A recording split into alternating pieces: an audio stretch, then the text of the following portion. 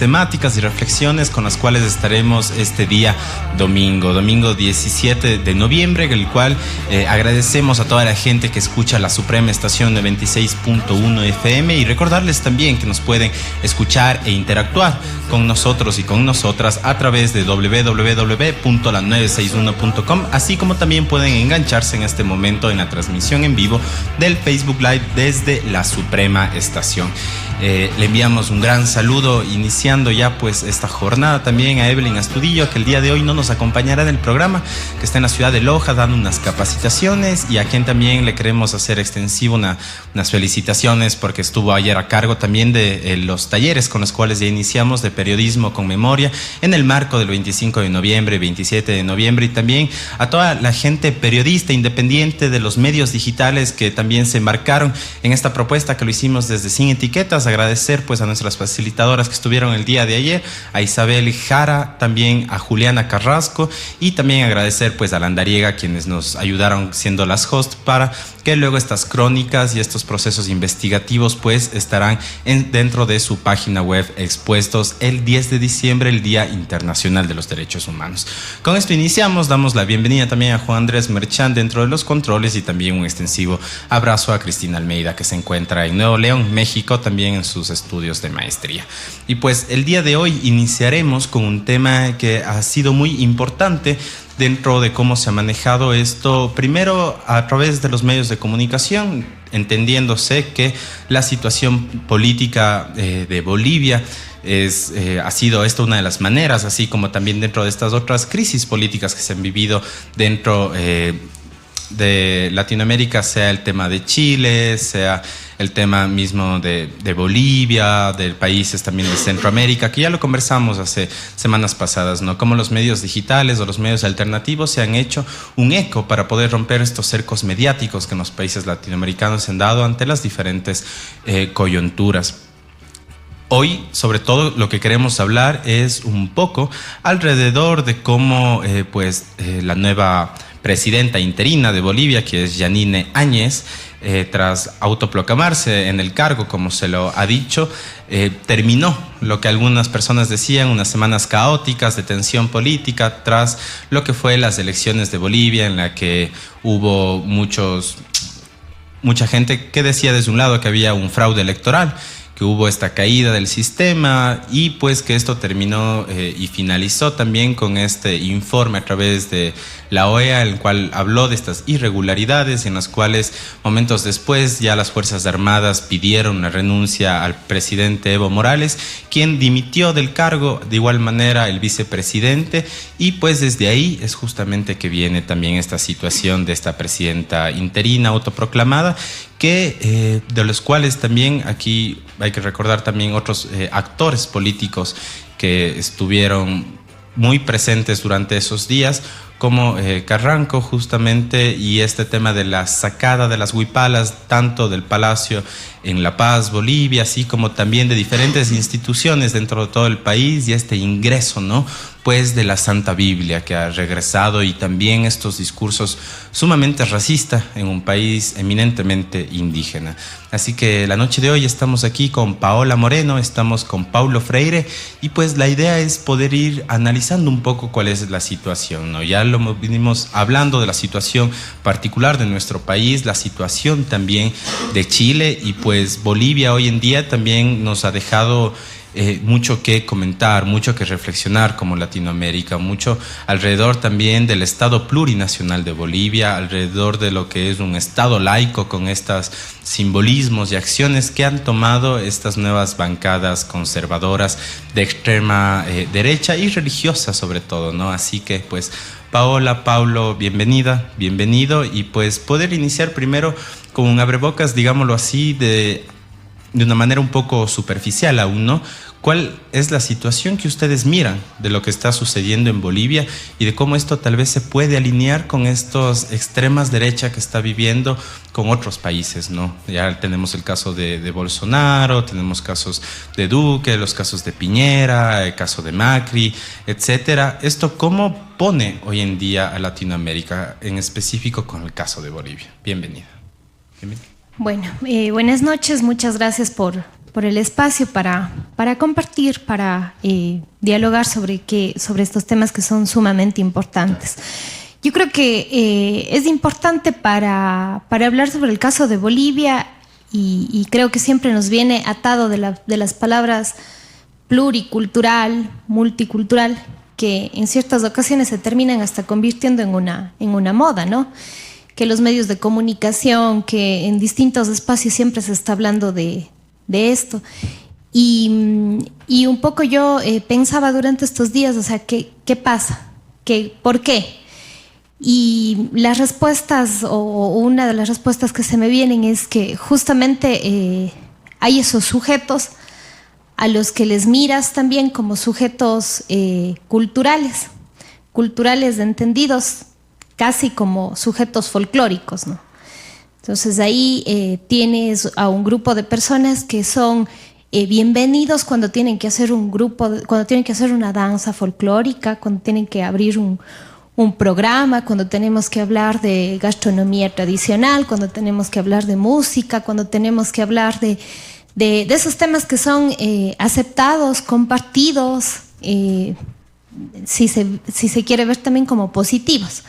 Pero ¿qué pasa cuando ese mismo sujeto decide actuar o decide tomar decisiones sobre la política y ese mismo sujeto decide tomar decisiones y ponerse al frente de otro tipo de circunstancias, ¿no? ¿Qué pasa cuando ese sujeto pasa de ser ese sujeto folclórico, ese sujeto exótico, ese sujeto al que le llamamos solo en ciertas fechas especiales y quiere ser también un sujeto político? Y dice, no estoy de acuerdo cómo se están llevando las cosas, o se pone, que es el caso de Evo Morales, ¿no? Que sale desde una dirigencia indígena y que se sitúa por muchos años en la presidencia.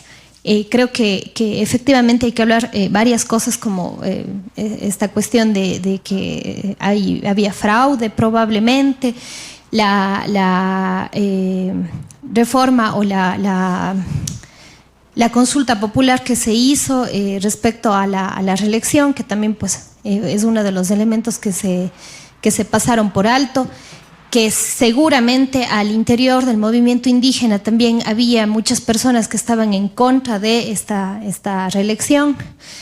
Sin embargo, creo que va más allá, ¿no?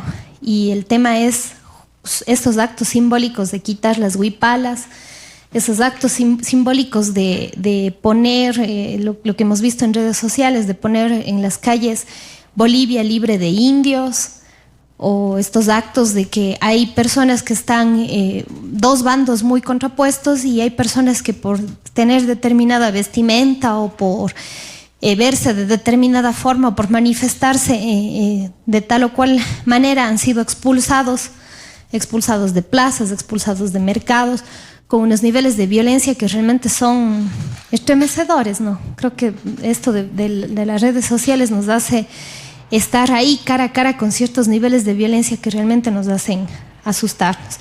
Y un poco también sí creo que sería un buen espacio como para comparar, porque acá en Ecuador también se ha vivido mucho esto, ¿no? Y el hecho de, por ejemplo, en los conflictos limítrofes que ha habido con el Perú, se destaca mucho la presencia de los ibias, del ejército de los ibias, y son los valientes shuar, los valientes achuar, quienes luchan por nuestro territorio nacional. Sin embargo, cuando ese mismo valiente shuar y ese mismo valiente achuar decide tomar decisiones políticas y expresar su forma de pensar y querer tomar partido en estas decisiones políticas, le acusamos ya de terrorismo. Le acusamos de golpista. Entonces creo que es el momento de reflexionar que sí, efectivamente, o sea, das derechos y te llamas país pluricultural, te llamas país multiétnico, debe de ser con todas las de ley, ¿no es cierto? Con las cosas que te convienen y sobre todo con las cosas que no te convienen.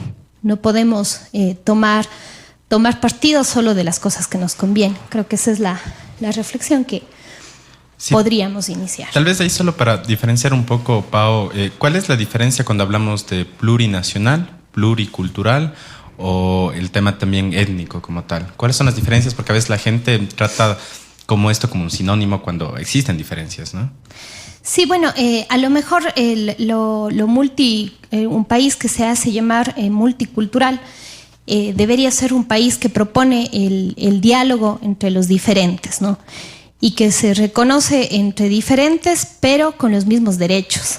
Mientras tanto que manifestarte como plurinacional, pues podría significar esto de reconocer que existen varios, pero cada quien aislado, ¿no? Cada quien en su lugar, y como que les dejamos claro también que ese sujeto, cada quien en su lugar, no debe salirse de ahí. Entonces, me parece que podría ser esa una... Chévere, Pau. Paulo, también en esta misma línea, pues, ¿cuáles son tus reflexiones iniciales? Bueno, a ver, para arrancar en torno a el tema de Latinoamérica en su conjunto, digamos que estamos atravesando por un momento complicado e interesante políticamente. Es decir, atravesamos al regreso de los gobiernos de centro derecha, derecha y extrema derecha en el continente, bueno, en nuestra parte del continente. Y esto tiene que ver también con un desgaste político de todo lo que fue el progresismo en América Latina, y además de un papel vergonzoso que la izquierda latinoamericana siempre cumple, sobre todo esa izquierda pura de las lecturas correctas, que no hace más que hacer eso, una lectura correcta del panorama político, pero que nunca activa más allá de la lectura correcta. Y que eso mismo ha dejado que el progresismo se convierta en lo que es, digamos, que haya llegado a tomar el poder y que haya dirigido en algunos países, hasta como en Venezuela, hasta 20 años, digamos. Y eso ha llevado a que en algunos países la extrema derecha tenga una desesperación por llegar al poder también, porque no ha podido ganar elecciones. Si bien ganó elecciones en Brasil, lo hizo después de tener a Lula preso. Y en Bolivia, obviamente, el tema no... Creo que la discusión se centró a través de los medios masivos en el tema del fraude electoral, pero se centró en el tema de si el candidato de la derecha hubiese ganado las elecciones, cuando el tema en realidad era si había o no había segunda vuelta. Más allá, obviamente, de lo que mencionaba Paola, que hay que hacer un primer análisis en torno, obviamente, a lo que significa el hecho de que Evo Morales no haya hecho caso a un plebiscito, a una consulta popular, que obviamente le dijo que no a su reelección. Aún así, haya perdido con tan poco como perdió en ese proceso. Y esa es una primera lectura que hay que hacer obligatoriamente en torno a por qué pasó lo que pasó. Ese acto, ese hecho hace que la derecha ahora en Bolivia pueda legitimar de alguna forma lo que hizo a partir de este pronunciamiento sobre el fraude electoral. Digamos, sin esa consulta, sin ese plebiscito anterior, es muy difícil que todo esto haya desembocado en lo que tenemos, sin el apoyo internacional que tiene, digamos. Tranquilamente hubiese podido desembocar un golpe de Estado, pero sin el reconocimiento que este golpe de Estado tiene a nivel internacional. Justamente el no haber hecho caso a lo que el pueblo le dijo en urnas tiene mucha relación con cómo se legitima ahora la extrema derecha en Bolivia. Y eso ha llevado también... esta idea del progresismo y cómo ha actuado en América Latina ha llevado, obviamente, a que en estos años la derecha pueda reorganizarse y armarse. El conflicto con los sectores progresistas, movimientos sociales y pequeños grupos de izquierda tienen que ver básicamente con el sentido de que nunca se ponen de acuerdo en casi ninguna línea de acción, y cuando se ponen de acuerdo no tarda mucho tiempo en que los grupos comiencen a abandonar esas mismas acciones que tomaron. En cambio, la derecha, como se puede ver claramente en Brasil y ahora en Bolivia, no tienen ningún tipo de problema en torno a ponerse de acuerdo para llegar al poder, porque lo que les mueve básicamente es la apertura para tener todo el espectro económico en torno a mover sus empresas, digamos, más allá de una cuestión ideológica, política. Lo que les interesa en realidad es el trasfondo económico, digamos. Lo otro es como un anzuelo para retomar nada más. Mucha gente también ha visto de cierta manera malo desde ciertos grupos tal vez de centro derecha, de extrema derecha. Esta posibilidad ya a nivel geopolítico latinoamericano, por ejemplo, Pablo, de que AMLO, que el gobierno mexicano pues haya dado ya este asilo político, ¿no? Que haya enviado un avión y también poniendo en concreto, por ejemplo, ¿no? Este avión que parte desde Paraguay, si no estoy mal, y de ahí va subiendo ya igual con Evo como tal, y que no puede ingresar tampoco al espacio aéreo ecuatoriano, ¿no? Que se le dice que tiene que básicamente darse una curva por Perú, luego ir a aguas internacionales e irse hacia México. ¿Cómo miraríamos también en estos gestos que existen entre gobiernos de cómo se mira a la izquierda en este momento en Latinoamérica? Bueno, en primera instancia, lo que hizo México creo que le ha caracterizado históricamente como Estado, digamos.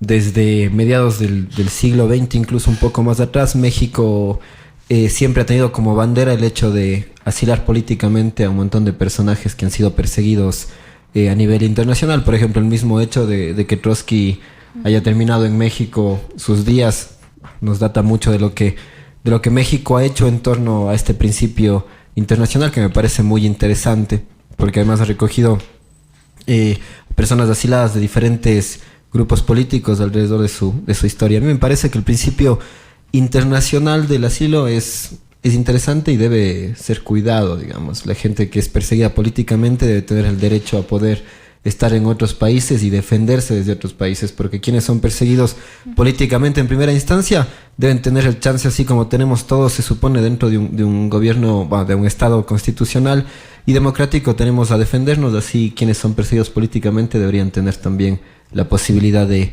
defenderse. No sé hasta qué punto la permanencia de Evo Morales en Bolivia hubiese desencadenado más violencia incluso, y también hubiese desencadenado un proceso en el cual la policía y los militares hubiesen tenido acceso hasta donde él estaba para encarcelarle, o en último caso no sé si llegara más, y eso qué consecuencias hubiese desatado. Entonces me parece que es interesante. Ahora, es criticada la acción de AMLO en México en torno al asilo sobre Evo Morales, pero me parece que es lo que se tenía que hacer, digamos. Antes del 2009, la Constitución Política de Bolivia decía que el Estado reconoce y sostiene la religión católica, apostólica y romana, aunque reconocía el ejercicio público de todo otro culto.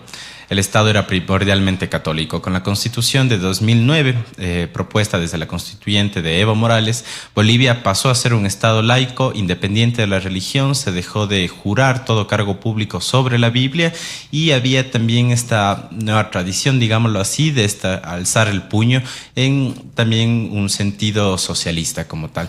Este cambio, pues, una vez más se ha dado la vuelta. Este cambio de 180 grados se da con también años, y como lo que ya mencionábamos antes, ¿no? Las salidas de la huipala, el ingreso de diferentes Biblias, hasta de Biblias antiquísimas, digámoslo así, también con este efecto simbólico que esto lleva. Hemos visto también discursos a través de los medios digitales en los cuales las personas que están en los más altos rangos de las Fuerzas Armadas han hablado también desde la religión, y también esto como se ha empezado a legitimar, digamos, esta violencia, ya no solo a través del Estado y lo que confiere, no a ellos, sino también de un cierto designio divino, por así decir, de que están bendecidos para ejercitar esta violencia contra la sociedad civil. ¿Cómo mirar esto también, Pau? ¿Cómo mirar estos simbolismos y estos cambios muy graves que pueden ser vistos también como regresivos en el tema de derechos humanos? Sí, yo considero que definitivamente esa es la palabra, o sea, hay una regresión. Cuando tú haces eso, estás dando... hemos visto en varios lugares, ¿no? Volvimos a 1492, porque están con el mismo argumento, ¿no? Instaurar la Biblia. Veía que de parte de la presidenta había algún pronunciamiento que decía basta ya de ritos satánicos vinculados a la huipala y a la Pachamama. Nosotros regresamos a Dios, regresamos. Y eso no quiere decir para nada, porque creo que ese es uno de los problemas graves que están en toda Latinoamérica, ver las cosas o negro o blanco. O sea, si no estás con la iglesia, si no estás con la Biblia, seguramente eres satánico, seguramente eres... y todos los calificativos que se puedan poner, ¿no? Creo que esa es una cuestión, porque una cosa es estar en contra de que el Estado y la Iglesia, como dos grupos de poder, pretendan tomar decisiones sobre la población, decisiones cotidianas sobre la población, o que se pretenda legitimar el poder a través del Estado y de la Iglesia unidas. Y otra cosa son tus creencias religiosas, que creo que ese es uno de los grandes problemas que hay, y que los grupos de extrema derecha lo saben entender bien y lo saben usar muy bien a su favor, ¿no? Entonces la gente común, la gente cotidiana dice, no, pero es que si lo que están queriendo es instaurar un rito satánico, yo estoy en contra de eso. Pero no va por ahí, no va por ahí. La cuestión es clara, ¿no? Y debe ser clara. Lo que se pretende es separar la Iglesia del Estado. No se pretende, o en ningún momento, creo que no ha habido casos en los que se pretenda hacer eso, de decir, vamos a instaurar una cuestión de prohibir la religión, o vamos a hablar mal en contra de tal o cual religión. Que esas son las traducciones cotidianas que se hacen, y es lo que la gente a veces le da miedo, ¿no?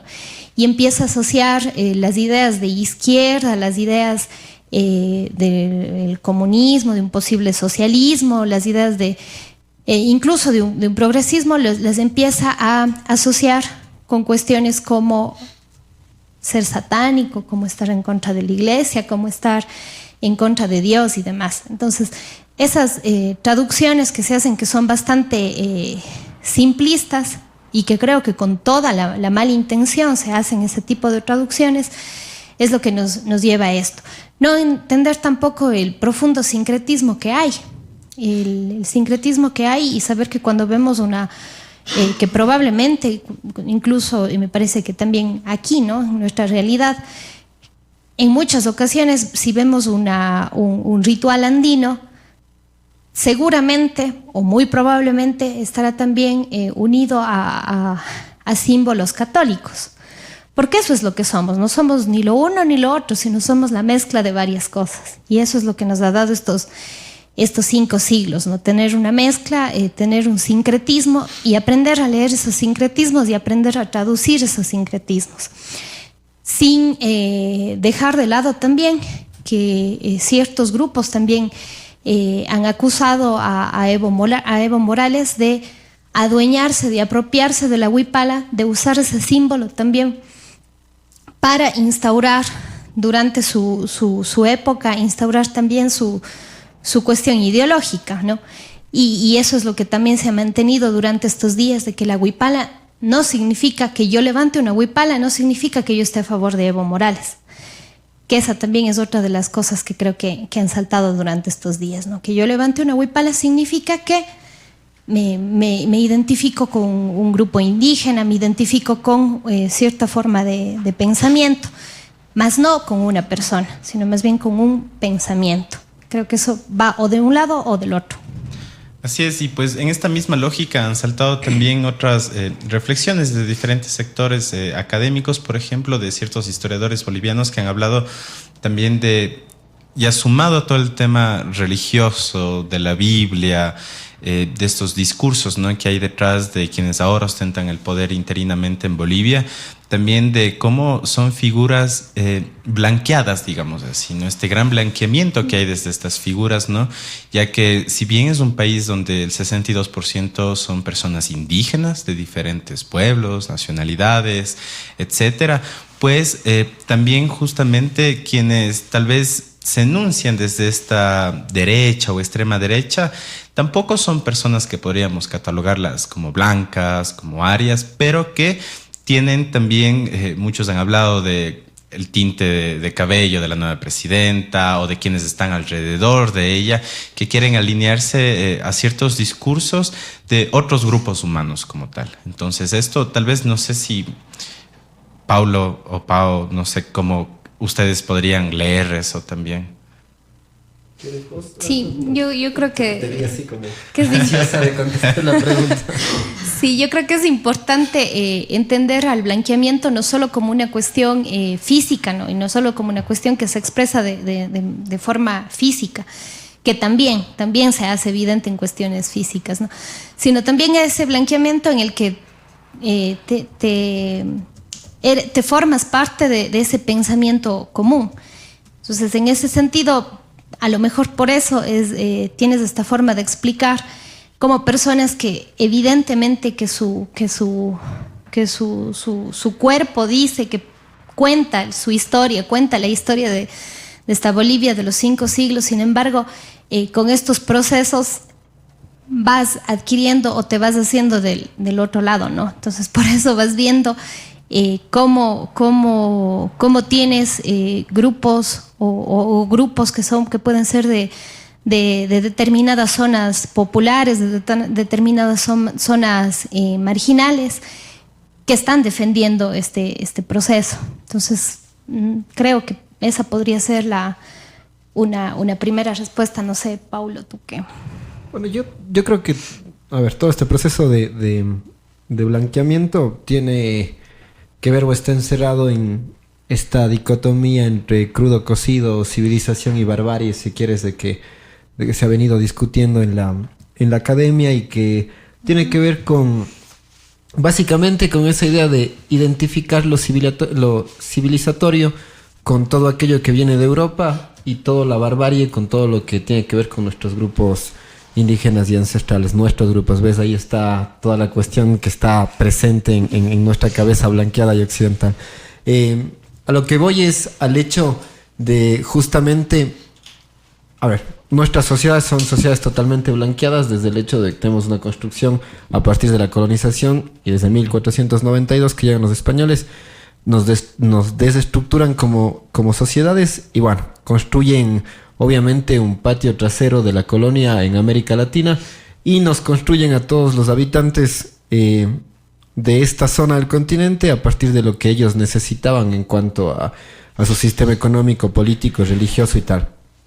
Es decir, Europa estaba entrando en un proceso capitalista ya en sus sociedades, y nosotros entrábamos al medioevo recién en 1492 con la llegada de la corona española y portuguesa a América Latina. Entonces, ese proceso tiene justo que ver directamente con el proceso de que aparece en ese momento como lo que es civilizado y que se queda fuera de esa idea de civilizado. Y fuera de esa idea de civilizado se queda todo aquello que tiene que ver con los ritos de estos que están fuera de la iglesia, básicamente toda la gente que no se mete en los ritos, toda la gente que no deja su cultura, que no deja sus símbolos incluso, y que trata de pelear desde esos espacios hacia lo que se impone. Entonces, desde esas ideas, y bueno, mucho más atrás si quieres, viene todo este proceso de qué es lo bueno, qué es lo malo, qué es lo culto, qué es lo plebeyo, qué es lo civilizado, qué es lo bárbaro. Y en esa idea, obviamente, de lo civilizado está también quién tiene acceso a ciertos espacios del progreso económico. Digamos, nadie que está en el aspecto no civilizado tiene espacio en todos los espectros que tienen que ver con el desarrollo económico. Desarrollo económico desde los espacios de trabajo individual hasta los espacios macro en los cuales te puedas poner una microempresa, una mediana empresa, una gran empresa. Es decir, si no te blanqueas, no entras a ese momento. Anda a ver en nuestras universidades, en esta ciudad, por ejemplo, cuántos indígenas son profesores en la universidad. Tal vez en la pública y, qué sé yo, unos pocos, pero en las privadas casi nada, digamos, y mujeres indígenas peor todavía. Entonces, ese espacio en donde se supone que está, imagínate la reflexión, donde está todo esto, no hay presencia. Pero donde están, sí, las y los campesinos, las y los indígenas, por ejemplo, están en los espacios que se supone que no son justamente los espacios hacia donde ha llegado la civilización, que son los mercados, ¿sí? Los espacios en donde tiene que ver justamente las dinámicas que creemos que no son todavía civilizadas. El supermercado es la dinámica civilizada, y vos no ves en los supermercados casi nadie que pertenece a este espacio no civilizado desde esta concepción. Entonces, estamos afrontando ya un 2020 casi, y las ideas de ahí no se han movido, y que tienen que ver también con lo que vos mencionabas al inicio, Pau, de la idea de lo plurinacional y lo intercultural. Yo creo que A ver, los gobiernos progresistas, si se quiere, han llegado a instaurar en el debate solamente en el debate los conceptos, la plurinacionalidad y la interculturalidad. Pero más allá de la plurinacionalidad, el hecho de reconocer que existen muchas nacionalidades dentro de una misma república o de un mismo estado, creo que ese camino hacia la interculturalidad, que ya es el respeto hacia el otro desde toda la cosmovisión que pueda tener y además la dinámica que podamos compartir con el otro, creo que ni siquiera se ha iniciado. Es decir, todo lo que está pasando y lo que ha pasado, por ejemplo, aquí en el Ecuador a partir del paro nacional, y todo lo que la gente ha dicho a partir del paro nacional, lo que pasa en Bolivia, lo que la gente expresa en las redes sociales, es básicamente un fracaso del sistema educativo en torno a poder trabajar el tema del reconocimiento de la interculturalidad y la plurinacionalidad. Es decir, ves a gente desde los 14 hasta los 30, 40 años diciéndote estos indios tal y cual, que no sé qué, y que es justamente, tiene que ver con que no hemos conseguido para nada una dinámica de esa, más allá de que lo que pueda decir en la ley, lo que pueda decir en la Constitución, más allá de eso, que obviamente son avances importantes, no hemos llegado a conseguirlo realmente fuerte y que nos puede construir como sociedad intercultural, que es entender estos conceptos, digamos, no solamente ponerlos en el debate y conocerlos en cuanto a su nombre, sino que ya podamos comenzar a construir algo desde esos conceptos. Así es, estamos también ahorita ya vía telefónica desde la ciudad de Guayaquil con Camila Martínez. Ella es socióloga y también comunicadora popular. Cami, ahora justo estábamos acá con Pau, conversando, ¿no?, de la situación de Bolivia, y pues también queríamos aumentar una mirada más también desde la sociología, y justamente alrededor de la plurinacionalidad, del Estado laico, que se están viendo afectados, así como de la gran represión que existe en este momento dentro de este gobierno interino. Pues también saber un poco cómo tú miras esta situación. Bienvenida. Hola con todos y con todas, muchas gracias al espacio, a la radio, y también saludos a los compañeros que también están ahí como panelistas el día de hoy. Es un gusto para mí y creo que para todos los que estamos en estos procesos, más que solo culturales o solo sociales, sino también políticos. Así es, justamente, Cami, poder analizar ahora también cómo miramos toda esta situación actual de Bolivia desde tu perspectiva.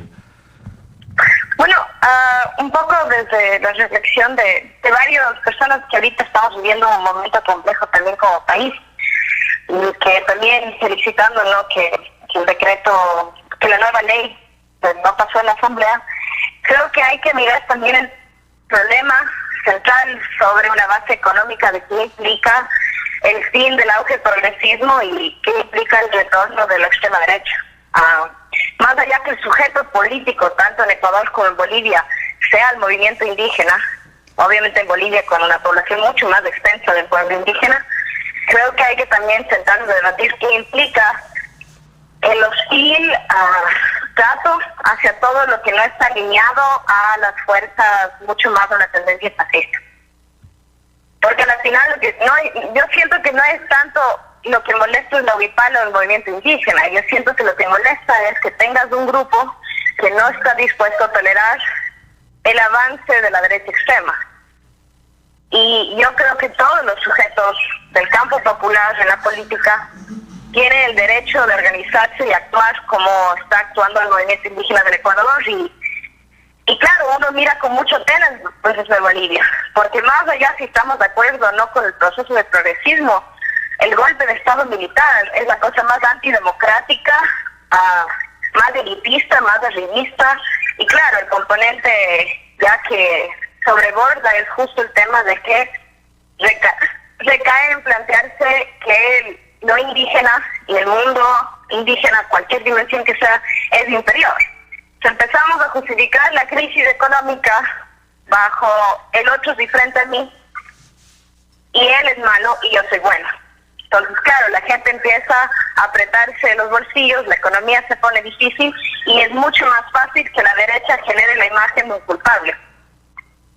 Claro, que nunca son ellos, ¿no? Ellos son los buenos, ellos son los democráticos, ellos son todo el montaje que tiene el discurso de esta mujer que ha tomado el poder. Pero al final lo que te está planteando es que desde el poder absoluto y militar a todo aquello que se va a poner al obstáculo de la élite de Bolivia será aniquilado. Y creo que es un momento para pensar no solo en Bolivia, o sea, ponerle foco a Bolivia obviamente, pero también entender el movimiento que está creciendo en América Latina. Y hay que, más allá de lo indígena, sino desde el sector popular, entender que hay que organizarnos y hay que hacer un montón de cosas justo para que este discurso no tenga campo, no tenga espacio. O sea, a mí me asusta cuando la gente ahora se empieza a diferenciar. Como no, yo no soy indígena o no, eso. El tener que aclarar que yo no soy es porque está ganando campo político a la derecha. Porque antes de las tensiones, es que antes no eras culpable por ser el otro. Antes eras alguien. Entonces creo que esos climas políticos nos obligan a reformatearnos y también a mirar al otro mucho más como nuestro igual y nuestro similar, más que nuestro diferente. Cami, también algo yo leía desde amigas que tengo en Bolivia de la población LGBTIQ+, y me extrañaba, ¿no? Porque, claro, ¿no? Cada quien tiene su proceso ideológico, político, interno también, pero una gran mayoría felicitaba y decía, muy bien, Bolivia por segunda vez tiene una mujer presidenta, esta es una gran reivindicación para las mujeres, que una mujer esté en el poder. Sin embargo, cuando vaciamos ese contenido político y tenemos a esta figura como Añaez ahora, pues, ¿qué decir frente a esto también? Claro. Sí, yo creo que el problema de todos los ismos que son como un tiempo que han tenido auge, incluyendo el indigenismo, es que uno deja de medir y evaluar la sustancia del acto del otro. Entonces, uno se basa mucho en la apariencia y ya no en su quehacer. Entonces, digamos, yo soy feminista, no tengo reparos, yo trabajo con el movimiento indígena, fue mi escuela de formación política, la CONAIE, le quiero muchísimo, y la dirigencia está haciendo un muy fuerte trabajo en todo este proceso, pero siento que los ismos no son el debate. O sea, yo he trabajado con los compañeros y trabajado con las compañeras feministas, pero el tema no es, o sea, yo no me apunto a estar detrás de un dirigente o de un proceso político porque es indígena, o porque es mujer, o porque es LGBT, y no porque esas cosas no sean valiosas, pero yo creo que hay que volver a decir, bueno, ¿cuál es el actuar político de esta persona? Porque sin eso nos perdemos un poco. Vamos a tomar el caso emblemático del país, Cynthia Viteri. Vamos a avalar la postura, el actuar, el quehacer de la alcaldesa de la extrema derecha de este país porque es mujer. No creo que es la forma correcta, y creo que cuando tienes un fascismo entrando en América Latina, ir por ese camino es olvidarnos de la brújula. Así es. Muchas gracias, Cami, desde la ciudad de Guayaquil, y también para ir cerrando un poco también estas reflexiones, pues un tema que sin duda es importante, que Cami ya lo puso ahora sobre la mesa, ¿no? ¿Cómo hablamos de un fascismo, de un neofascismo? Otros hablan de un protofascismo que en este momento está en América Latina y que está alineado por ciertos gobiernos de quizá los países más grandes del Cono Sur, ¿no? Y frente a esto también cómo se han alineado, ¿no?, a discursos de grupos que se enuncian como pro vida, pero que son antiderechos.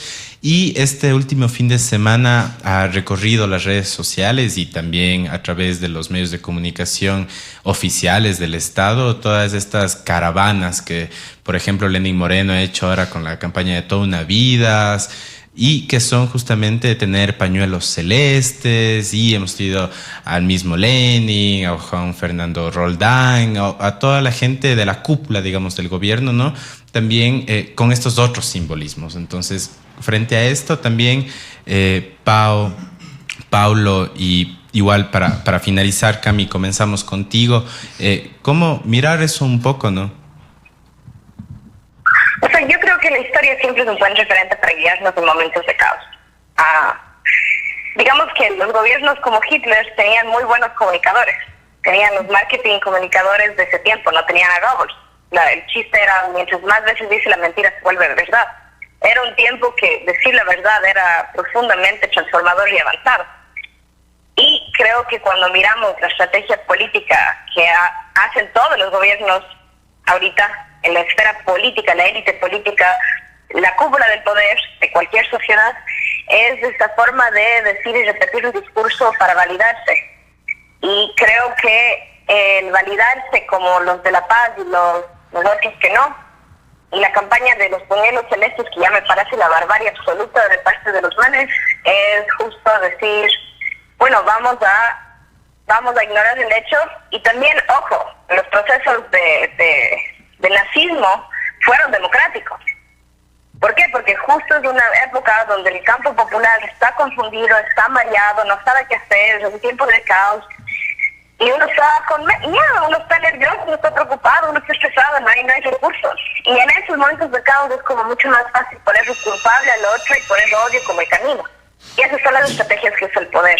Entonces, para dar paso a los dos compañeros, también un poco plantear que hay que estar atentos a las decisiones que tomamos y a cómo miramos el panorama. En general, no solo como pueblos y nacionalidades, sino como campo popular y aquellos que nos ubicamos en el lado de la vida y el lado de la izquierda. Muchísimas gracias, Cami. Estábamos con Cami vía telefónica desde la ciudad de Guayaquil. Y pues para finalizar igual con estas reflexiones, Paulo. Bueno, me parece súper importante el tema también de por qué una mujer, ¿no? Entonces seguramente vas por ahí, vas por eso de estamos respetando, ojo que estamos con las minorías, somos progresistas, consideramos la equidad de género, probablemente capaz que por ahí van esos discursos que sabemos que son completamente falsos, ¿no? Yo considero que podría ser una buena reflexión esto de invitar a no ver las cosas en blanco y negro, de no ver las cosas como dicotómicas. Si no estás completamente a mi favor, estás en contra mío, que creo que eso son los discursos que se están usando desde estos grupos de poder para manipular y para posicionar sus posturas, que todos sabemos que a la larga quienes vamos a terminar perdiendo somos justamente los grupos de abajo, ¿no? Clase media, clase baja, personas que tienen escasos recursos económicos, grupos LGBTI. También pues me uno y me parece, me estremece ver el presidente de la República con pañuelos celestes, igual con su cúpula.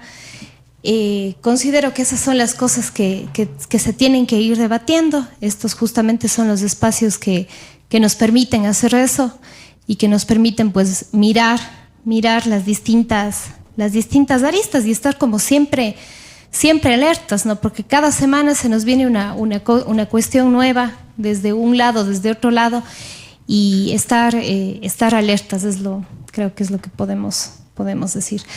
Estar alertas y con miedo a que nos instauren el miedo al otro, porque constantemente nos están instaurando desde los grupos de poder, medios de comunicación masivas, nos están instaurando el miedo constante al otro.